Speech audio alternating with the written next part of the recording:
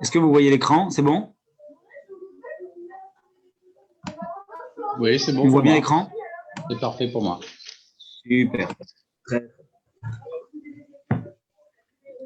Alors, quelques notions importantes avant de commencer le cours d'aujourd'hui. Oui? Pardon? Le bruit de fond, c'est chez vous? Ouais, le bruit de fond, c'est chez moi. Je vais mettre les écouteurs, c'est les élèves derrière. Je vais mettre les écouteurs, je vais connecter les écouteurs un instant. Désolé. Merci. Vous m'entendrez mieux comme ça. Je suis désolé.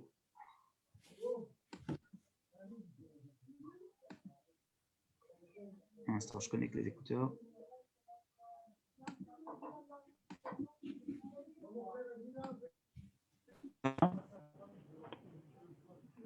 Vous m'entendez mieux? On vous entend bien. Vous m'entendez? Un peu moins bien Ouais, que sur le micro, mais on vous entend bien. C'est mieux que ce que c'était. D'accord. OK. Le maximum au niveau du son. Est-ce que là, c'est mieux peut-être? Bon, je vous propose de commencer. D'accord? On y va. Un peu mieux, oui. Comme je vous ai dit, la première des choses, d'abord, elle est de récapituler quelques notions. J'ai l'impression que vous ne m'entendez pas, qu'il y a un décalage. Est-ce que vous m'entendez? On vous entend. Non, il y a un décalage. Ouais, David, moi, c'est bon. Ok, je vais juste mettre un autre réseau. Vous m'entendez mal. En fait, David, le bruit de fond, il est toujours identique. Hein. On entend toujours les enfants de la même manière. Avec les oreillettes. Je vais rapprocher. Est-ce que là, c'est mieux ou pas? Ou c'est la même chose? C'est bien, c'est très bien. C'est bien. Attendez, j'augmente le son parce que j'ai l'impression que le son... Attendez. Là, c'est mieux? OK. Super. OK, désolé. Alors, quelques principes qui sont importants à rappeler avant qu'on commence le cours d'aujourd'hui. Effectivement, ce cours, il va se baser sur 2 points. Le premier point, il est déjà dans la continuité de ce qu'on a dit à propos de la notion de contrainte et de volonté. Dans quelle mesure la contrainte et la volonté ne sont pas 2 notions qui sont opposées, mais elles peuvent se compléter, en tout cas dans le cadre du sacrifice. La seconde, elle est de comprendre ensemble l'ordre avec lequel les sacrifices sont abordés dans la paracha de la semaine et de façon générale dans le livre de Vaïkra. Et vous allez voir que ces 2 points, ils sont en fait en relation et comprendre le sens de l'un va nous aider également à comprendre le sens de l'autre. Avant toute chose, j'aimerais récapituler avec vous les différents types de sacrifices, d'accord, par rapport à leurs caractéristiques que nous abordons. Il existe des sacrifices qui sont d'ordre obligatoire, comme par exemple le korban khatat. C'est un korban qu'on apporte lorsqu'on a commis une faute. Il existe des sacrifices qui sont d'ordre facultatif. C'est par exemple le korban ola, qui est un sacrifice qu'on apporte de son propre bon vouloir. Il existe également des sacrifices qui sont d'ordre individuel. Une personne qui commet une faute, elle et elle seule, doit apporter un sacrifice. Et il existe également des sacrifices qui sont d'ordre communautaire. C'est le cas, par exemple, du korban tamid, le sacrifice quotidien que nous apportions tous les jours dans le temple. À partir de là, je pense que nous pouvons commencer. Vous savez que, en vérité, le Sefer Vaïkra est appelé le Sefer HaKorbanot, le livre des sacrifices. Les premiers versets de la paracha disent comme ça. Dieu appela Moshe et il lui a dit, il faut que tu ailles voir les bénis Israël et que tu leur dises qu'une personne parmi vous qui voudra offrir à Akadosh Baruch Hu, à Dieu, une bête, eh bien, que ce soit du gros ou du menu bétail, qu'ils choisiront leur offrande. Cette offrande est une Ola, un korban Ola, qu'on peut traduire en français holocauste. Il l'offrira, l'irtsono, pour son agrément, de sa propre volonté, devant Akadosh Baruch Hu. C'est donc le premier type de sacrifice qui est cité, le korban Ola. Rashi commente ces mots, un homme parmi vous qui offrira, et il nous dit, quand il voudra offrir, ça veut dire qu'on fait référence à la volonté de la personne qui va vouloir offrir un sacrifice, et donc, cela veut dire que les premiers sacrifices qui sont apportés et dont on parle dans la paracha de la semaine, ce sont les korbanot Ola, c'est-à-dire les korbanot qui sont d'ordre facultatif et qui sont individuels. Rappelez-vous, on a opposé l'obligatoire au facultatif et l'individuel au communautaire. Les premiers sacrifices abordés dans la paracha sont les sacrifices qui sont non seulement facultatifs, mais également individuels. Et évidemment, on va se poser deux questions principales au départ. A priori, lorsqu'il s'agit de devoir apporter des lois qui sont générales, des lois qui sont finalement des choses qui concernent tout le monde, n'aurait-il pas plus été judicieux de commencer par parler des sacrifices qui sont communautaires? Parler d'abord des sacrifices individuels avant les sacrifices communautaires veut dire d'une certaine façon faire passer le caractère individuel avant le caractère communautaire. Comment se fait-il que d'abord nous parlons des sacrifices individuels et seulement plus tard les sacrifices qui sont communautaires? Deuxièmement, on vient de le dire que les korbanot Ola, le sacrifice holocauste, est un sacrifice qui est apporté, d'accord, à titre facultatif, non pas obligatoire. Comment se fait-il, encore une fois, que le premier type de sacrifice dont nous sommes en train de parler, c'est un sacrifice qui est facultatif?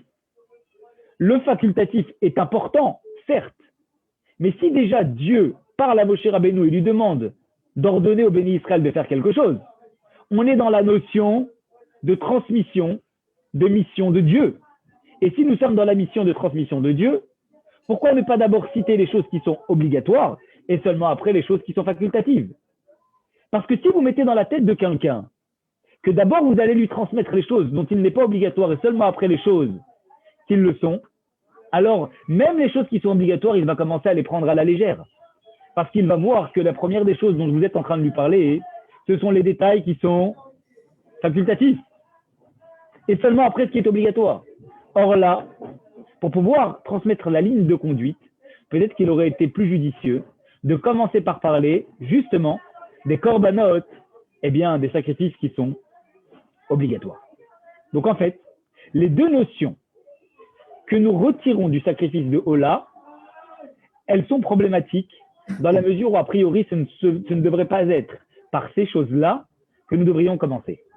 Aussi bien par rapport au caractère facultatif, on aurait dû commencer par quelque chose qui est obligatoire, et aussi bien par rapport au caractère, eh bien, je dirais individuel, alors qu'on aurait dû commencer par quelque chose qui est d'ordre communautaire. Alors, pour comprendre tout ça, d'accord, eh bien, je vous propose d'essayer de comprendre finalement, puisqu'a priori, cela pose problème dans ce qu'on est en train de dire, de commencer par les sacrifices qui sont d'ordre facultatif et individuel, de comprendre pourquoi la Torah a malgré tout décidé, bien que la logique n'est pas tellement respectée, de commencer par parler, tout d'abord, des sacrifices Ola, au lieu de parler de korbanot communautaires ou de parler de korbanot qui sont obligatoires. Comprenons le déroulé des faits historiques tel que cela s'est passé concrètement. le Ramban, Nachmanide, nous dit, à la fin de la paracha de Pekudé, que après avoir construit le Mishkan, le tabernacle, il était donc question de commencer maintenant à servir dans le tabernacle. Mais avant, il y a eu l'inauguration du Mishkan, l'inauguration du tabernacle, qui a duré pendant 8 jours, on va dire 7 jours, et le 8e jour qui a été l'enclenchement du service. Quel jour était le jour de l'inauguration? C'était le jour de Rosh Chodesh Nissan, le 1er Nissan. C'est du reste pour ça qu'on a l'habitude, entre le 1er et le 12 Nissan, de parler de tous les sacrifices que les Nessim, les princes de tribu, ont amenés. C'est pour ça que depuis Rosh Chodesh Nissan, nous rajoutons à la fin de la prière ce qu'on appelle la Tfila du Nassi, la prière du Nassi, du prince de chaque tribu, parce que ça correspond à la période que nous sommes en train de vivre. Ça veut donc dire qu'en fait, le 1er jour de l'inauguration du Mishkan, étant Rosh Chodesh Nissan, a été un jour qui a été important puisque c'était le jour de l'inauguration du Mishkan. Le Ramban nous dit que ce jour-là, c'est ce fameux jour où Vaïkra El Moshe, le jour où Hachem a appelé Moshe pour lui enseigner les lois dont il est question ici. Donc la paracha de la semaine a été dite Rosh Chodesh Nissan. Et cela, pas juste la paracha de la semaine, mais la paracha de Vaïkra, la paracha de Tzav de la semaine prochaine également, ont été dites les 7 premiers jours de l'inauguration du Mishkan. Ça veut donc dire que la notion de sacrifice facultative et individuelle du Korban Ola, dont nous parlons dans la paracha de cette semaine et de la paracha de la semaine prochaine, sont des notions que Dieu a enseignées à Moshe Rabbeinu le 1er jour de l'inauguration du Mishkan. Autre détail qui est important, c'est qu'il y a une grande différence entre les 7 premiers jours de l'inauguration du Mishkan et le 8e jour et la suite. Le 7e jour de l'inauguration du Mishkan, il faut savoir, les 7 jours, pardon, que c'est Moshe Rabbeinu qui a servi en tant que grand prêtre. C'est lui et lui seul qui a apporté les sacrifices. À partir du 8e jour, c'est Aaron et ses enfants qui sont devenus les prêtres qui allaient servir dans le temple. Mais les 7 premiers jours, c'est uniquement Moshe Rabbeinu qui a fait son propre service. À partir de là, on va pouvoir comprendre quelque chose qui est très important. Puisque c'est Moshe Rabbeinu qui a servi les 7 premiers jours dans le temple, et que pendant ces 7 jours-là où il a servi dans le temple, il n'était pas nécessaire de devoir faire appel à l'enseignement au Béné Israël des différents types de sacrifices,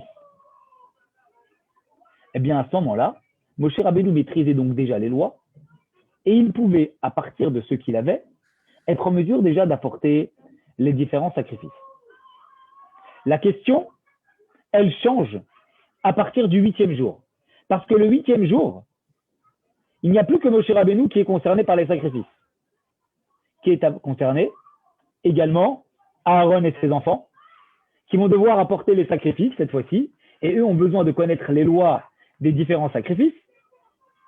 Et tout de suite, par la suite de cela, qui est concerné également les Béné Israël. Pourquoi? Parce que c'est concrètement juste après l'inauguration, donc après ce 8e jour, que les enfants d'Israël vont pouvoir et vont devoir commencer à apporter les sacrifices. Voilà pourquoi, finalement, les premières lois qui sont enseignées dans la Torah, dans le Sefer Vaïkra, sont les lois qui concernent les sacrifices individuels et également les sacrifices qui sont facultatifs. Pourquoi d'abord les sacrifices qui sont, individuels, les sacrifices d'Holocauste? Parce que Aaron à Cohen a commencé son service avec des korbanot ola. Quand vous regardez le début de la paracha de Shemini, le moment où Aaron à Cohen commence à apporter les sacrifices. Quels sont les types de sacrifices que Aaron commence à apporter? C'est les korbanot ola. Et donc, puisque les premiers sacrifices qu'il est amené à apporter sont les korbanot ola, il est logique que les premiers sacrifices, d'accord, que Dieu enseigne à Moshe Rabbeinu, soient les korbanot qui rentreront en matière les premiers. Pourquoi? Parce que déjà sur le mont Sinaï, Moshe Rabbeinu maîtrisait toutes les lois des sacrifices. La question est de savoir dans quel ordre il devrait les enseigner. Et au début de la paracha de Vaïkra, lorsque Dieu appelle Moshe Rabbeinu, il ne lui dit pas « je vais t'apprendre des lois ». Il lui dit « je vais t'enseigner les lois telles que tu devras les enseigner au Béné Israël ». Et par quelles lois il commence? Par les lois des holocaustes. Pourquoi? Eh bien parce que les premiers sacrifices que Moshe Rabbeinu apportera, il connaissait déjà les lois. Donc ce n'était pas utile de devoir les enseigner aux autres à ce moment-là. Par contre, les premiers sacrifices qui concerneront les autres, c'est-à-dire au moment où Aaron à Cohen et ses enfants rentreront dans le service, ce sont les korbanot de Ola. Voilà pourquoi les premiers sacrifices qui sont apportés et enseignés par Dieu à Moshe Rabbeinu comme étant ceux qui devraient être enseignés en priorité au Béni Israël, eh bien, seront les korbanot de Ola. Maintenant, ça marche pour comprendre la notion de Ola. Pourquoi c'est les premiers sacrifices qui sont enseignés. Cela n'empêche, on a quand même deux questions.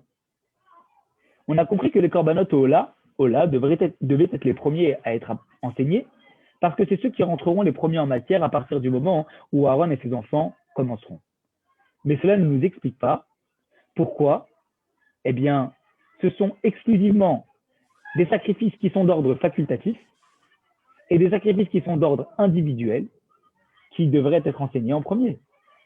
Parce que concrètement, imaginons qu'une personne du peuple juif commette une faute pendant l'inauguration du Mishkan, ou que le peuple entier fasse quelque chose qui n'est pas bien. On rentrerait tout de suite dans les circonstances de devoir apporter un sacrifice qui est non seulement obligatoire, mais également un sacrifice qui est, eh bien, communautaire. Donc en fait, les lois telles qu'elles sont enseignées dans la paracha de Vaïkra, de commencer par le korban Ola, on comprend, parce que c'est les premiers sacrifices qui sont enseignés. Mais comment se fait-il qu'on a attendu la fin du 8e jour pour pouvoir commencer à enseigner au Béné Israël les lois qui concernent les sacrifices qui sont obligatoires et communautaires? A priori, on aurait dû enseigner tout de suite, déjà, au Béné Israël, les lois qui concernent les autres sacrifices, de peur que ces gens-là en arrivent à commettre des fautes, de peur que ces gens-là en arrivent à commettre des fautes qui sont communautaires, et à ce moment-là, on serait rentré dans un grand problème. Le fait de savoir comment fait-on pour pouvoir leur enseigner comment apporter les différents sacrifices. Ils peuvent commettre des fautes, et à ce moment-là, comment on peut leur enseigner? Alors, pour comprendre ça, il faut se rappeler d'une notion qu'on a abordée la semaine dernière.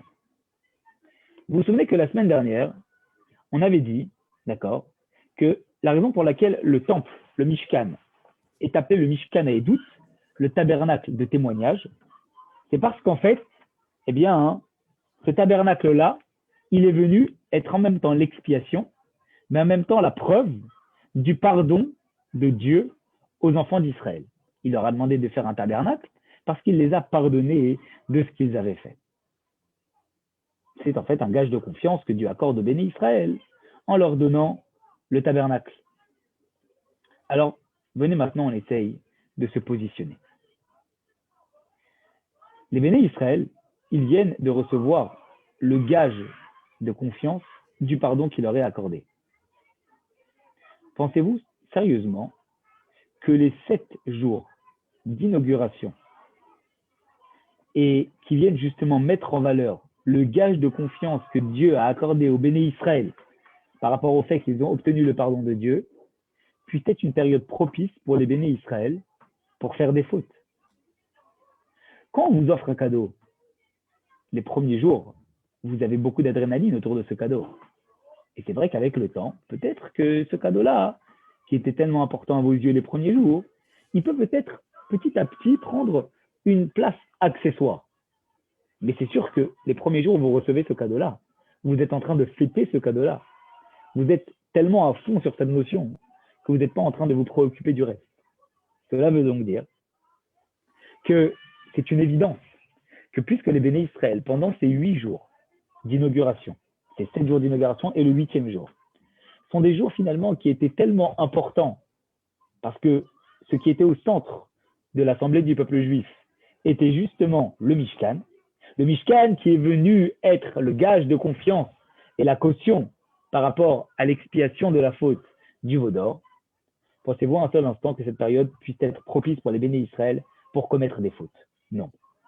Et donc, ça veut donc dire qu'il n'y a aucune possibilité de penser que les Juifs, pendant les 7 jours de l'inauguration du Mishkan, aient pu commettre des fautes.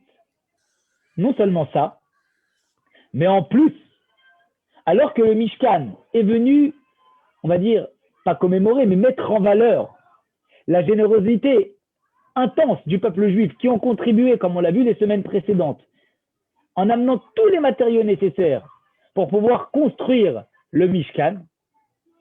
Pensez-vous également que le moment où ils sont en train d'être fédérés autour de la notion de générosité puisse être une notion, un moment où on puisse parler d'autre chose que de la générosité. Voilà pourquoi la raison pour laquelle les premiers sacrifices dont Dieu demande à Moshe Rabbeinu de parler au peuple juif pendant les 7 jours d'inauguration du Mishkan sont les corbanotes Ola, les corbanotes qui sont non seulement facultatifs, mais en plus qui sont des corbanotes qui sont individuels. Parce qu'en fait, pendant cette période-là, tout le caractère de faute était complètement à mettre de côté. Donc les sacrifices que nous pouvons apporter parce qu'on a commis une faute n'étaient pas des sacrifices qui étaient nécessaires d'aborder au début du moment où on parle des différents sacrifices, pendant cette période-là de 7 jours. D'autant plus que pendant cette période de 7 jours, Moshe Rabbeinu, tous les sacrifices qu'il apportait, il n'avait pas besoin de les enseigner aux autres, les lois pour pouvoir les apporter, même pas à son frère ou aux autres, parce que c'était lui et lui seul qui était concerné par ces lois-là, et il les connaissait déjà depuis qu'il était monté sur le mont Sinaï.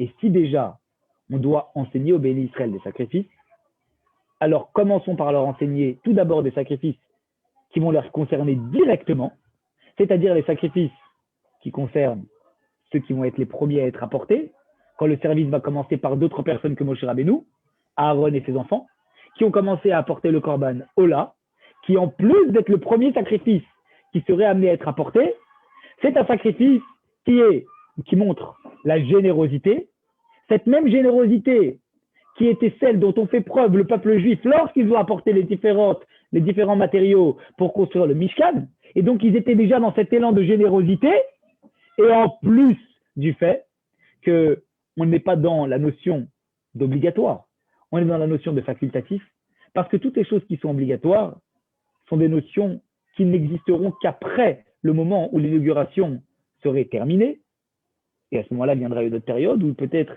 sera-t-il judicieux d'en parler.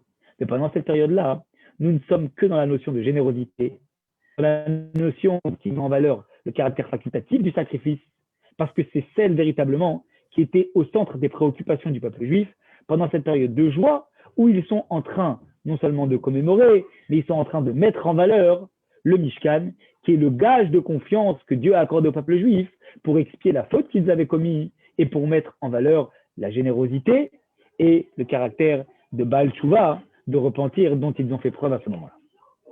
Voilà pourquoi c'est bien la notion de Ola, le korban de l'Holocauste, qui est le premier caractère qui était nécessaire d'amener et de parler dans le sacrifice, dans la première paracha de Vaïkra et également dans la paracha de Tzad.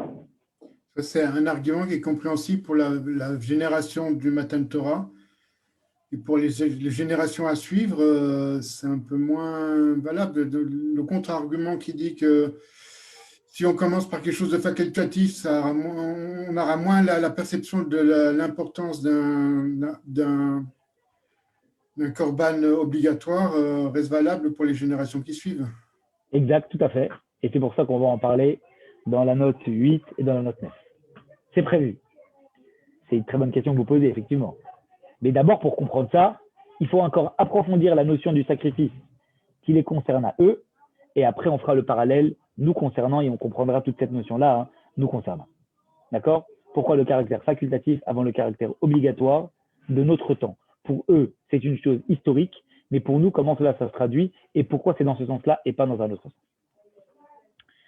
Alors, pour comprendre tout cela, d'accord, pour comprendre en quoi la notion de générosité est quelque chose qui est prépondérant dans le cadre du sacrifice, et c'est celle qu'on a mis en valeur du reste à propos du Korban Ola, mais même dans les autres sacrifices, je vous propose de regarder les différents versets qui font mention des différents types de sacrifices qu'on devait apporter. Vous savez qu'il est écrit dans Mishnah Menachot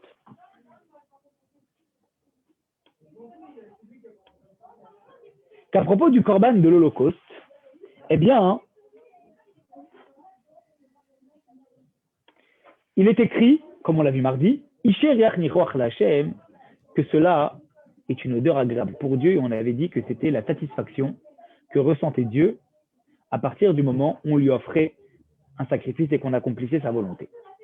Et du reste, le caractère transversal, Antoine, par rapport au cours qu'on a dit mardi, que la notion d'odeur agréable n'existe pas pour Dieu parce qu'il n'y a pas de senteur pour Dieu. Par contre, le terme de senteur et le terme de ressenti ont la même racine. Et donc finalement, lorsque nous parlons d'odeur agréable, à propos des sacrifices, on parle de ressenti de Dieu. Quel est le ressenti de Dieu? C'est que c'est qu'il a demandé de faire la satisfaction que Dieu éprouve lorsqu'il s'agit de lui apporter un sacrifice. C'est une satisfaction du fait qu'il a demandé de faire quelque chose. Il a suggéré, il n'a pas obligé. Il a suggéré, parce que ce n'est pas une obligation au départ. C'est juste une demande, un dire. Et malgré tout, le peuple juif a accompli sa volonté. Ça veut dire que le peuple juif n'attend pas d'être astreint à faire quelque chose pour pouvoir le faire. Mais Dieu dit et le peuple juif se sent directement concerné et accompli. Et cela provoque chez Dieu une grande satisfaction. Cette notion de satisfaction dont on parle dans le Korban de l'Holocauste, le Korban Ola, est également citée lorsqu'on parle de sacrifice sur les volailles, qui est un sacrifice peut-être qui a une valeur un peu moindre. Mais c'est également la notion, la même satisfaction dont on parle lorsqu'il s'agit des sacrifices de mincha, le sacrifice de l'offrande, celle où on mélangeait de la fleur de farine avec de l'huile, celle qui est d'origine végétale. Ce qui veut donc dire que la satisfaction dont on parle ici est un terme qui est employé aussi bien pour le sacrifice qui a très très peu de valeur, que le sacrifice qui a une valeur moyenne, celle de la volaille, que le sacrifice qui a une très grande valeur pécuniaire de dépense, qui est celle de la grosse bête. Et donc, ça veut dire que finalement, ce qui compte, la satisfaction que Dieu veut mettre en valeur ici, ce n'est pas lié à la valeur de la chose. C'est lié en fait, comme nous dit ici à Mishnah Menachot, que Bilvat Shikeven Adam et Da'ato Lashamaim, la seule chose qui compte, c'est quoi? C'est l'intention que le peuple juif va mettre lorsqu'ils vont apporter un sacrifice. Que le sacrifice ait peu de valeur, une grande valeur ou une valeur moyenne, Dieu conserve la même satisfaction dans ce qu'on lui amène, quand on lui a apporté un sacrifice, parce que ce qui comptait, c'était l'intention qui était au centre. Ça veut donc dire que finalement, dans le cadre de ces sacrifices, ces 3 sacrifices qu'on a cités, qui sont facultatifs, quelle est la notion principale qui est au centre de tout? C'est la notion de l'intention. C'est l'intention qui compte. C'est le ressenti qui compte. Vous allez me dire, oui, c'est très très bien, mais ça, c'est par rapport au Korban Ola, à l'Holocauste. Qu'en est-il de l'intention à propos du sacrifice de Khatat, du sacrifice lorsqu'on commet une faute? Alors, Nachmanide nous le dit également, que quand on procédait au sacrifice, il fallait que l'être humain il soit conscient qu'en fait, ça aurait pu être à cause de la faute qu'il a commise, eh bien lui-même qui aurait été déchiré, déchiqueté, brûlé mais que Dieu, il a décidé, d'accord, de l'épargner par sa grande bonté pour remplacer le sang de la bête qui est sanctifié par son sang à lui qui va rester dans le but d'être transformé. Ça veut donc dire qu'une personne, lorsqu'elle lit ces mots-là, elle se dit « Oula, c'est cruel ce qui aurait pu m'arriver ». Et donc, on fait appel tout de suite au ressenti de cette personne-là. Au fait qu'une personne va se dire « Oulala, c'est moi qui aurais pu vivre ça et c'est pas moi qui le vis ». Donc, puisque c'est pas moi qui le vis, il faut que je puisse remercier Dieu. Et donc, encore une fois, vous voyez ici que la notion d'intention, de ressenti, des sentiments que la personne va avoir à l'intérieur d'elle-même au moment où elle va apporter un sacrifice parce qu'elle a commis une faute, est quelque chose qui est essentiel, et quelque chose qui est prépondérant. Parce que si une personne ne ressent pas pleinement la raison pour laquelle elle est en train d'apporter ce sacrifice, alors à ce moment-là, ça voudrait dire qu'elle apporte un sacrifice pour rien du tout, juste elle apporte quelque chose. Et donc, la notion d'intention, la notion de sentiment est également prépondérante. Ça veut donc dire que ce soit concernant le sacrifice de l'Holocauste, comme on a vu juste avant, par rapport à la générosité, par rapport à la valeur pécuniaire qui est identique, ou même qui est différente et l'intention est au centre. Ou que ce soit par rapport à la notion de sacrifice, parce qu'on a commis une faute, la notion essentielle dans un sacrifice, c'est quoi? C'est l'intention. C'est l'intention que l'être humain va y mettre. Du reste, Rabbi Nechounia ben Akana, dans le Sefer Abaïr, c'est le premier livre de Kabbalah qui a été écrit, nous dit que Korban vient du mot kirouv, c'est-à-dire rapprocher. C'est rapprocher ses énergies et ses facultés vers Akadosh Baruch Hu. Ça veut dire prendre les différents sentiments que nous avons en nous et les approcher de Dieu. Encore une fois, on voit bien que tant au niveau de la conséquence du sacrifice qu'au niveau de l'incitation à apporter un sacrifice, ce qui compte par-dessus tout, c'est quoi? C'est, on l'a compris, la notion d'intention. La notion, d'accord, de sentiment que nous allons devoir mettre dans le cadre d'un sacrifice. Grâce à ce qu'on vient de dire ici, on va pouvoir comprendre, eh bien, quelque chose qui est très important. Parce qu'a priori, dans tout ce que nous venons de dire ici, ce qui est sûr, c'est que ce qui est essentiel, comme on vient de le voir, c'est la notion d'attention. Et pourtant, quand vous regardez les différents mots de la paracha, à aucun moment, le principe même d'intention n'est fait mention ici. À aucun moment, on parle de technique de sacrifice, on parle également, dans Rashi, de la satisfaction que Dieu va ressentir lorsqu'on va lui amener un sacrifice, d'avoir accompli sa volonté. Mais si la notion d'intention, elle est tellement importante dans le cadre d'un sacrifice, comment se fait-il qu'on n'en parle pas? On ne dit pas. Si c'est si important que ça, on devrait en parler. Le verset devrait le dire. Et pourtant, le verset n'en fait même pas allusion par un mot ou un autre. On ne le voit pas. On parle de volonté. Mais quand on parle de volonté, la volonté n'est pas l'intention. La volonté peut être le désir. Et le désir, ce n'est pas nécessairement l'intention. On peut dire qu'une personne, elle désire faire une chose. Ça ne veut pas dire que l'intention qu'elle a, elle est positive. Ou que l'intention qu'elle a, c'est quelque chose qui est prépondérant. Donc à ce moment-là, puisqu'on vient de dire que dans le Korban Ola, comme dans le Korban Khatat, l'essentiel, c'est quoi? C'est la notion d'intention. Comment fait-il qu'on ne mentionne pas dans le verset? Alors en vérité, cela va nous aider à comprendre la raison pour laquelle les premiers sacrifices qui sont apportés, pas simplement sur un ordre historique ou au niveau des notions telles qu'on les a décrites, mais même dans un ordre profond, il était essentiel et principal que la Torah commence, lorsqu'elle nous parle des korbanot, de parler d'abord et avant tout des sacrifices qui sont facultatifs. Parce qu'en fait, un sacrifice facultatif, pourquoi il est apporté? Il est apporté Tout simplement parce qu'une personne veut faire preuve de générosité vis-à-vis de Dieu. Il a envie de donner quelque chose à Akadosh Baruch Hu. Il a envie de lui apporter quelque chose. On ne l'oblige pas.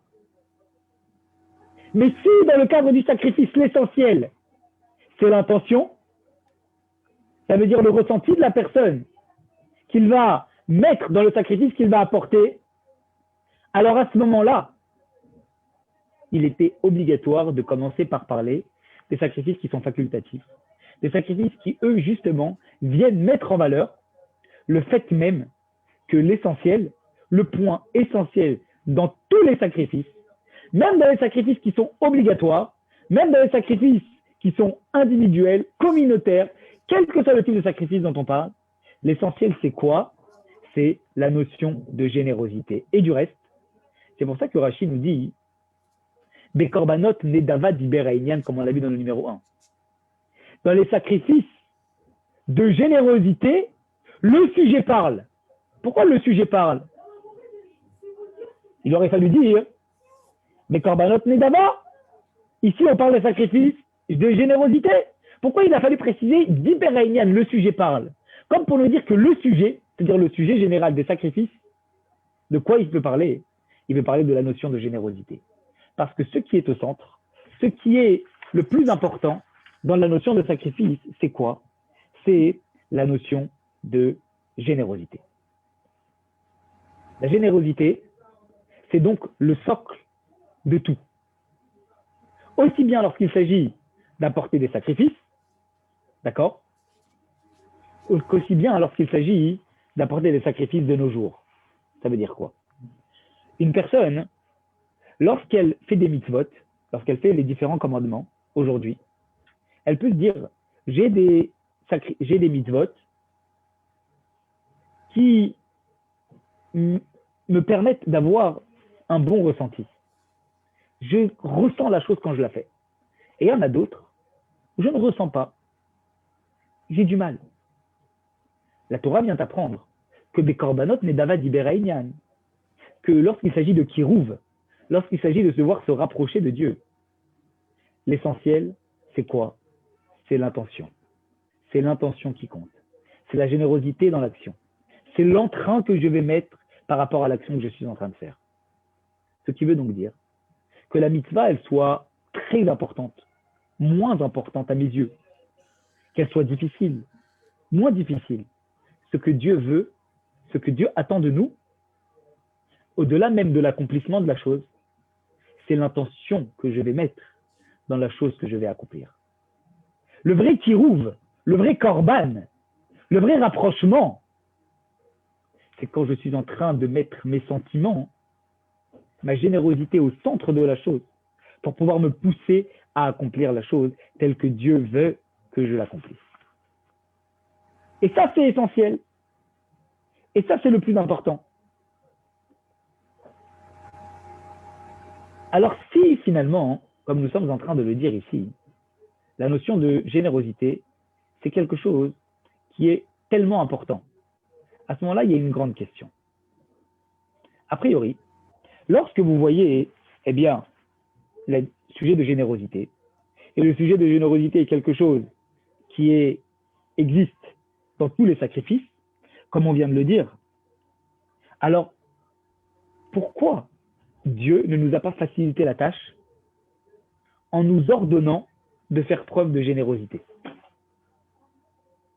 Parce que on est en train de dire que la raison qui nous permet de savoir que la notion prépondérante dans le sacrifice, dans le rapprochement vis-à-vis de Dieu, à notre niveau à nous, c'est la générosité.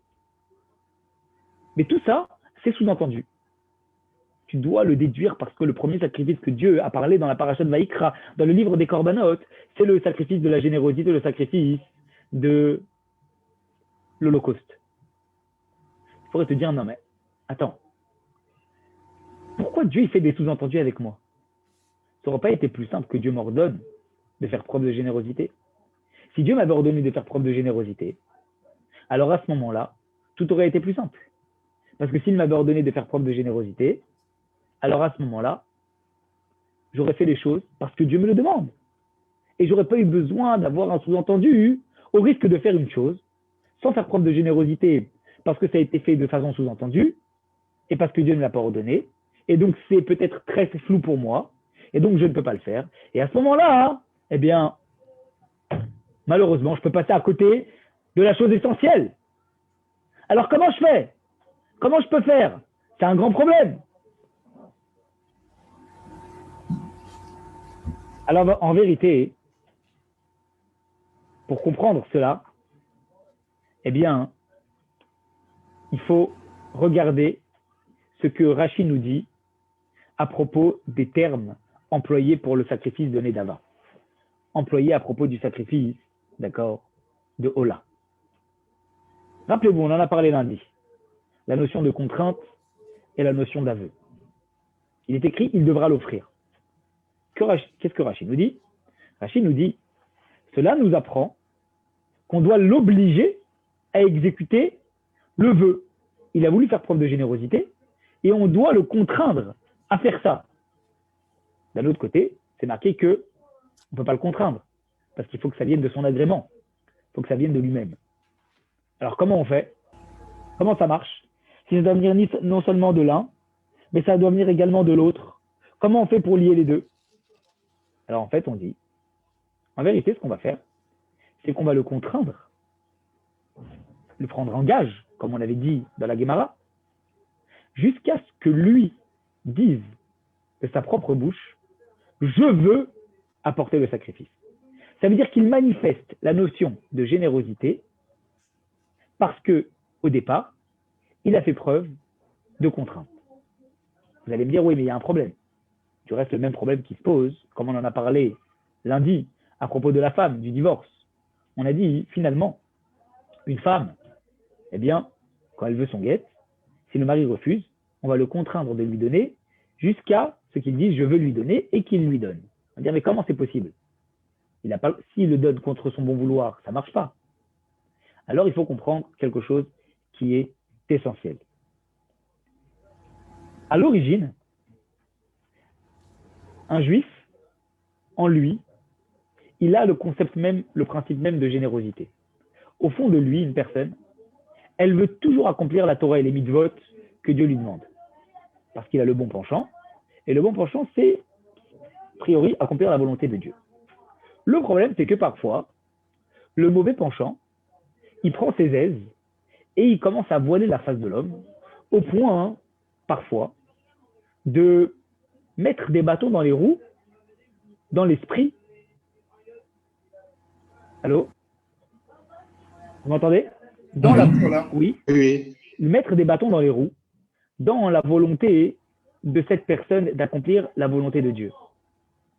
Et donc, du coup, l'être humain, il a complètement la face voilée, au point qu'il ne se rend même plus compte, finalement, que ce qu'il doit faire, ce qu'il veut faire profondément, c'est accomplir la volonté de Dieu. Alors, il faut un électrochoc. Cet électrochoc, c'est affaiblir le mauvais penchant. Comment affaiblit-on le mauvais penchant? Puisque le mauvais penchant, on l'a déjà dit, il prend nature dans le corps humain. Alors, à ce moment-là, on éveille, on crée un électrochoc dans le corps humain. En créant un électrochoc dans le corps humain, qu'est-ce qu'on fait? On est en train de remuer le mauvais penchant. Et en le remuant, qu'est-ce qui se passe? On est en train de le bouger un petit peu. On est en train de bouger l'ennemi. L'ennemi qui veut nous contraindre à faire sa volonté, alors que notre volonté profonde, elle n'est pas là. Et qu'est-ce qui se passe du coup? Dès qu'on va commencer à contraindre le mauvais penchant, qu'on va remuer un petit peu le cocotier du mauvais penchant, alors à ce moment-là, le bon penchant, il reprend le dessus. Pourquoi? Parce qu'on a affaibli le mauvais penchant. Et la volonté profonde de l'être humain, qui était celle qui était à l'origine, elle va reprendre le dessus au point que l'être humain, après avoir été remué, c'est pas que sous la contrainte, il va faire quelque chose qui est contre son gré. C'est que grâce à la contrainte, il va pouvoir révéler la volonté qui était la sienne initialement et qui a pu être voilée par la place que le mauvais penchant a occupée. Voilà pourquoi on est en train de dire qu'on ne peut pas, entre guillemets, il n'y a pas de nécessité de devoir ordonner à un juif de faire preuve de générosité. Pourquoi? Parce qu'en fait, il faut savoir que si tu ordonnes à quelqu'un de faire quelque chose, alors à ce moment-là, ça veut dire que cette chose-là, il ne l'a pas en lui et qu'il doit aller la chercher, faire preuve d'un nouveau sentiment, développer quelque chose de nouveau pour pouvoir l'accomplir. Or là, on n'est pas du tout dans ce cas de figure. On est dans le cas de figure où, quoi qu'il arrive, que ce soit au niveau de l'homme qui ne veut pas donner le guet au départ, ou que ce soit au niveau de l'être humain, d'accord, qui au départ, doit être, ne veut pas accomplir son vœu ou hésite à accomplir son vœu de la générosité dont il fait preuve, dans tous les cas de figure, au départ, il veut accomplir les bonnes choses. Et ce qui fait que, sur la route, il y a des perturbations. C'est tout simplement parce que, en fait, le mauvais penchant, il a pris une place. Donc, en fait, la contrainte, le gage qu'on va prendre dans le cadre du sacrifice, ou le fait que le Beddin va remuer un petit peu la personne pour lui dire il faut que tu donnes ton acte de divorce. Ces deux choses-là, elles ne viennent pas contraindre l'être humain contre sa volonté. Elles viennent au contraire dévoiler la volonté profonde que l'être humain a en lui. Et vous savez d'où on le sait tout ça? Que l'être humain en lui, il a cette générosité et qu'en fait, il suffit juste de faire le nécessaire pour pouvoir la dévoiler.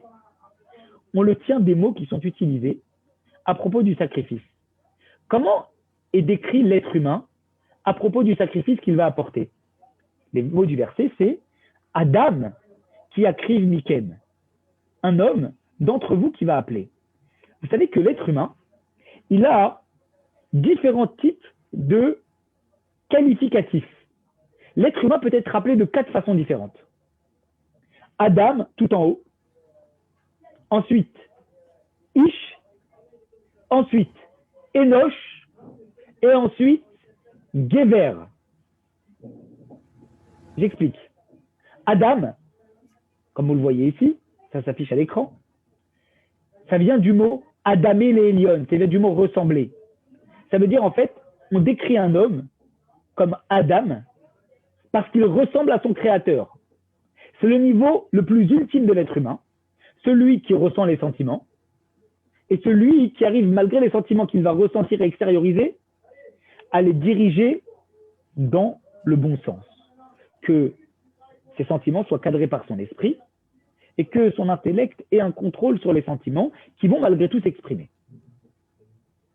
Le niveau juste en dessous, c'est le caractère de Ish.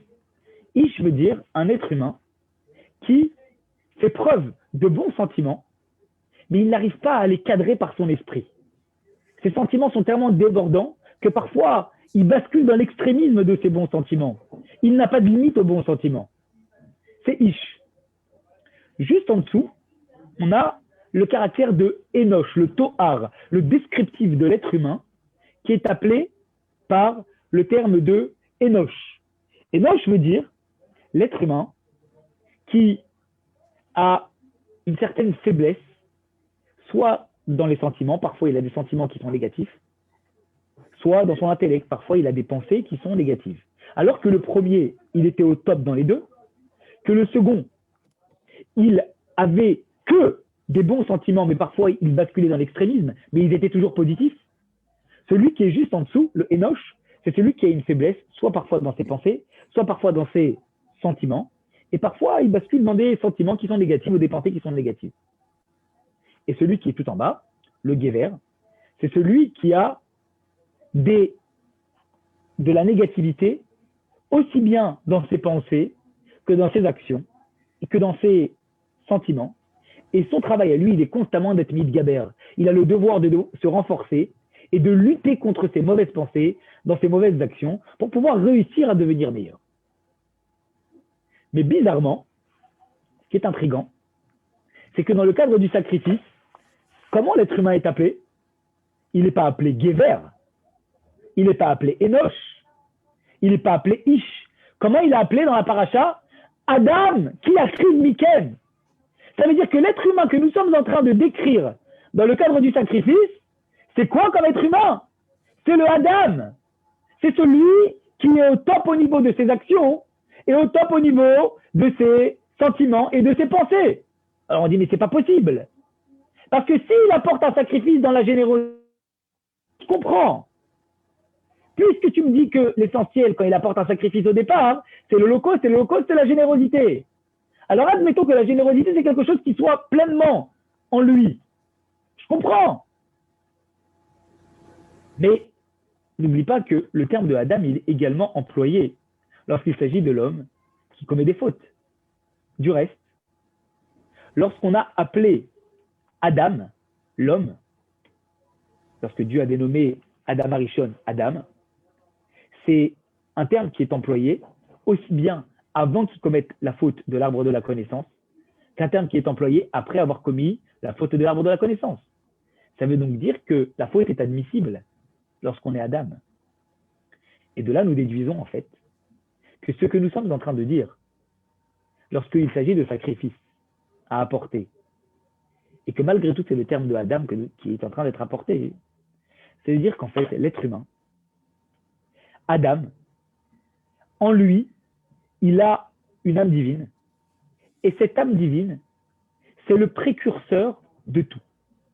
C'est ce qui lui permet, en toutes circonstances, de réussir à se surpasser et d'avoir des sentiments et des pensées qui sont toujours dirigés vers le bien. Ce qui veut donc dire qu'au fond de lui, l'être humain, il a quoi qu'il arrive toujours des bonnes pensées et toujours des bons sentiments.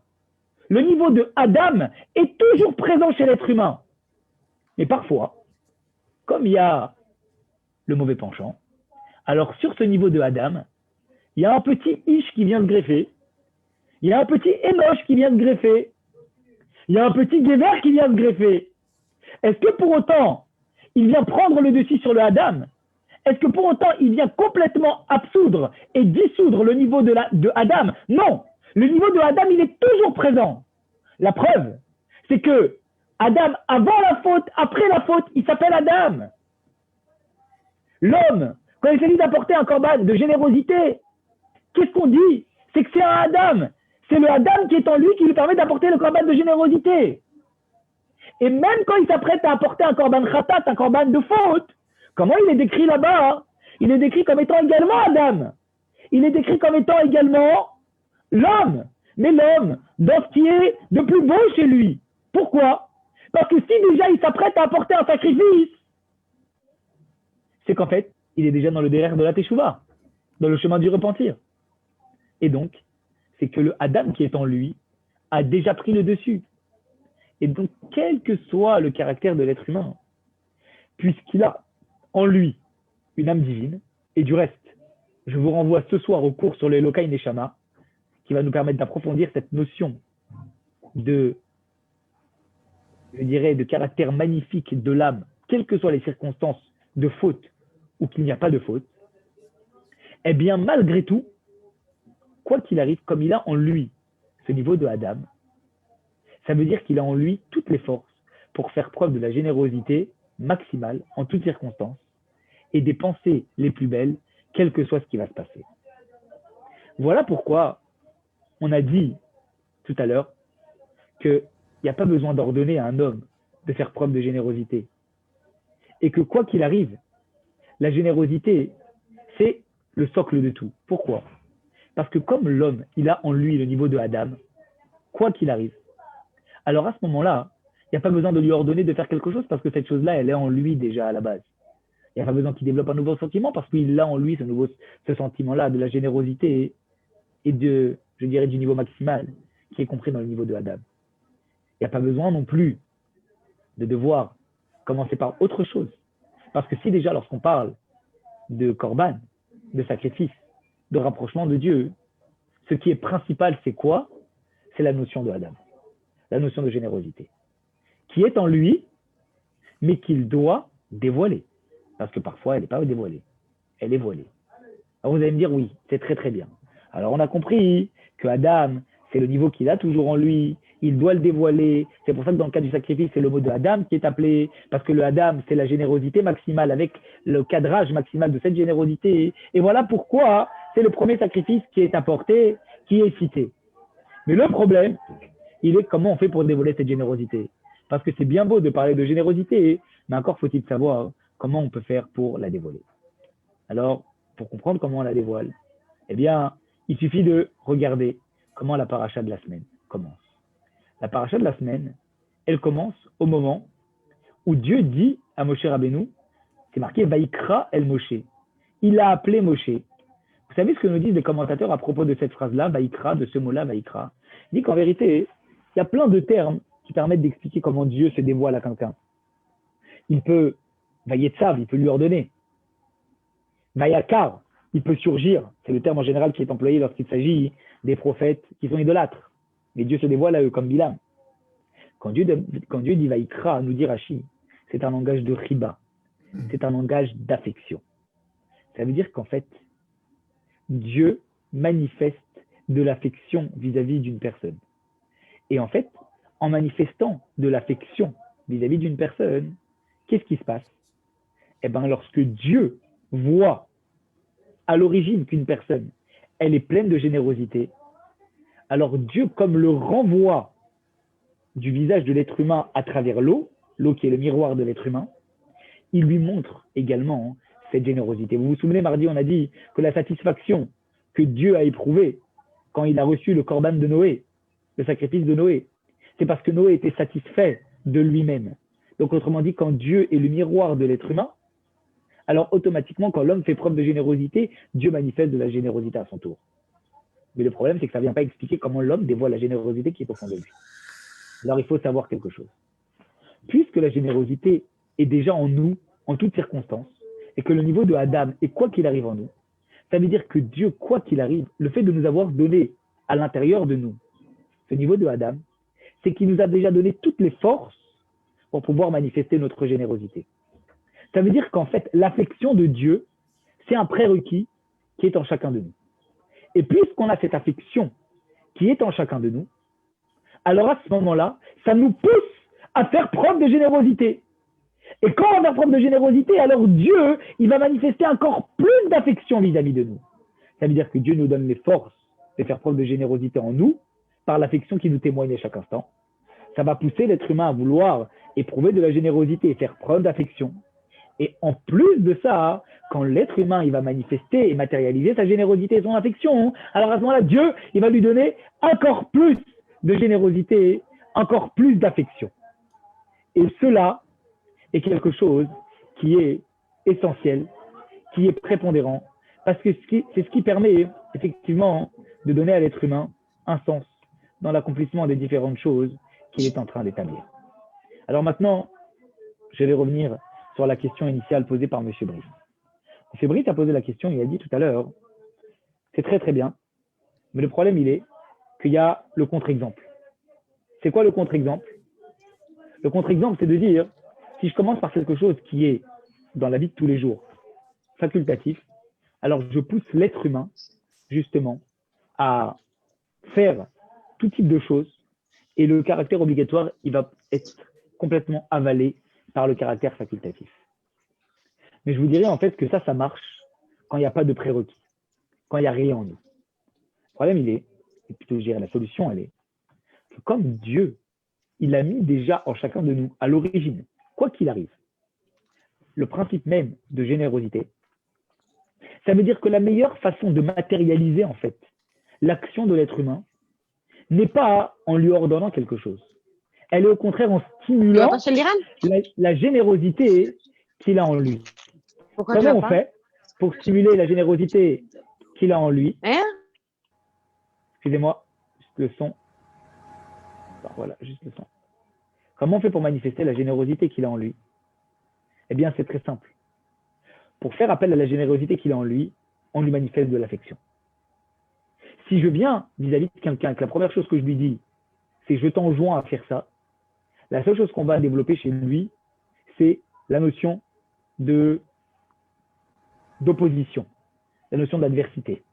Parce que dès que j'enjoins quelqu'un à faire quelque chose, je suis en train de faire appel tout de suite à la notion de maître vis-à-vis de serviteur.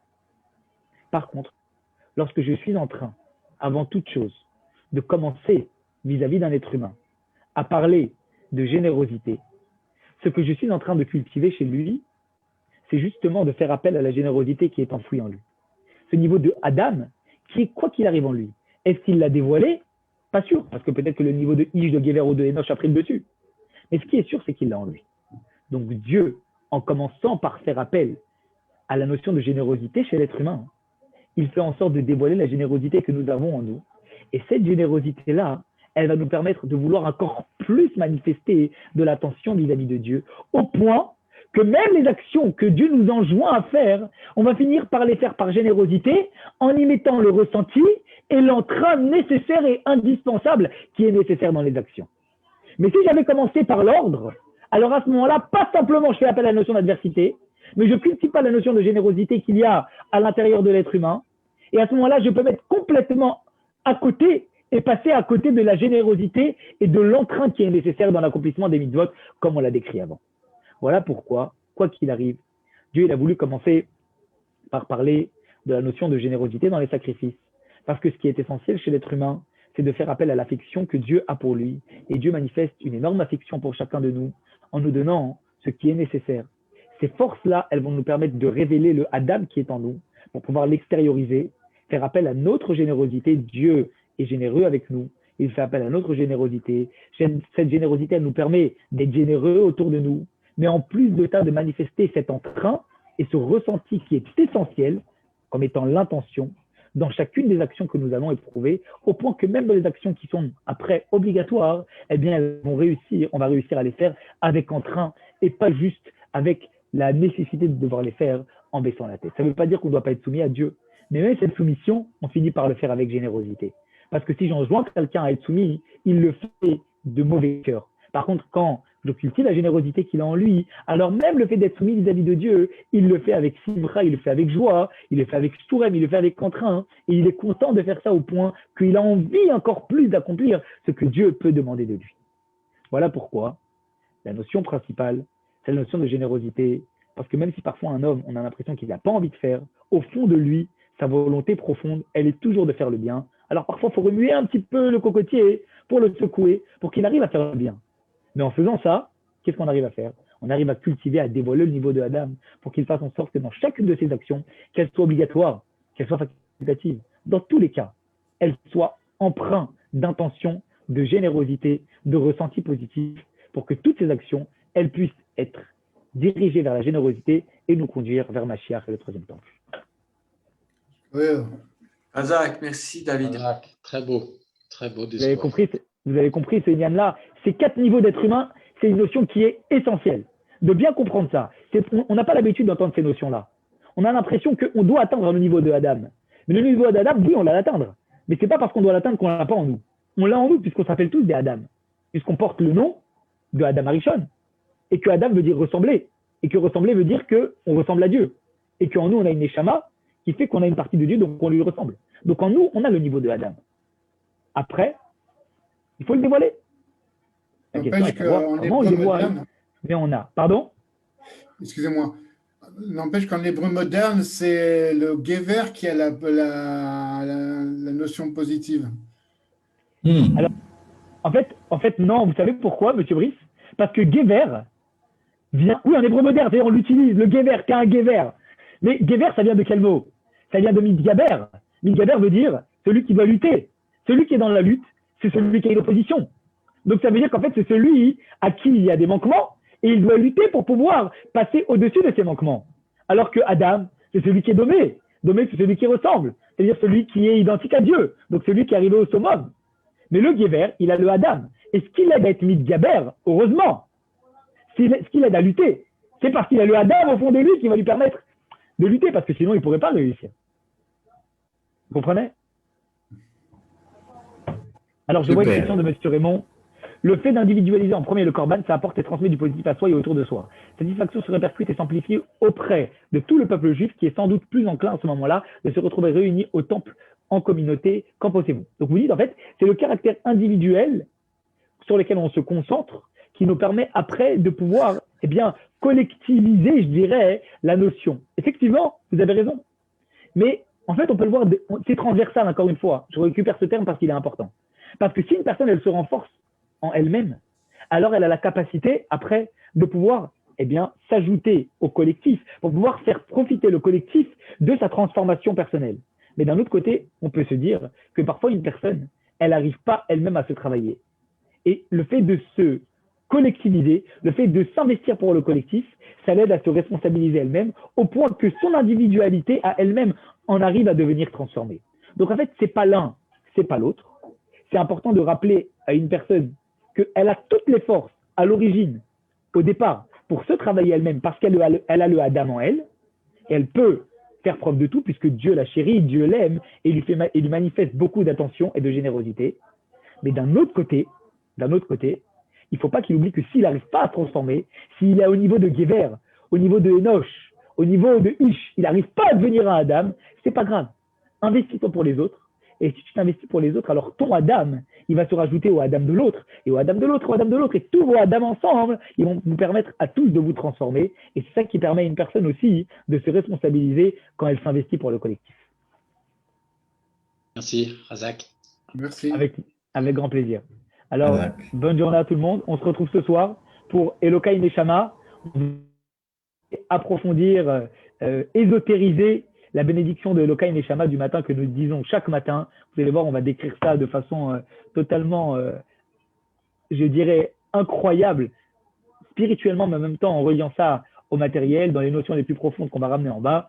Je vous encourage tous à être présents et à inviter vos amis à nous rejoindre pour ce cours sur le sens de la prière. En attendant, je vous souhaite une très très bonne journée et je dédie ce cours l'Elohim Nishmat, ma tante Rachel Bat Ibocha Frecha, qui est décédée il y a 2 jours du Covid et qui est enterrée tout de suite. C'est une femme qui était extrêmement généreuse et elle avait ce caractère de Adam qui était entier vis-à-vis d'elle. Donc je lui dédie ce cours l'Elohim Nishmata pour l'élévation de son âme, que Dieu fasse que toutes les personnes qui nous ont quittés elles puissent revenir très rapidement avec nous. De bonnes nouvelles à tout le monde. Amen. Amen. David, Oui. je peux juste te poser la question, pas Bien sûr. concernant du tout le cours là. Bien sûr, bien sûr. Pour Pessah, Oui. avec Shabbat, est-ce que tu Oui. vas faire un cours spécial ou... Le cours, il a été fait hier. On a envoyé le message, le cours, il a été fait hier. Ah, Mais par contre, s'il faut rappeler certaines notions, oui. d'accord? Oui. Là, je vais me connecter au Zoom sur l'enterrement de ma tante. C'est pour ça que ça ne vous dérange pas, je vais abréger maintenant. Mais par contre, pour ceux qui veulent, ce soir, après le cours de Maïmonide, d'accord, de Rambam, je suis à votre disposition et je réponds à toutes les questions concernant Pessah, ou en privé, ou s'il y a besoin, j'explique tout ce qu'il faut avec grand plaisir, si ça vous va. D'accord? Mais n'hésitez pas, d'accord? S'il y a des Merci. notions qui sont nécessaires, avec grand plaisir, on revient dessus et on explique tout ce qu'il faut. Des bonnes nouvelles à tout le monde. Merci David. Merci, David. Kol Bonne Tov. journée. Au revoir. Bonne journée. Razak.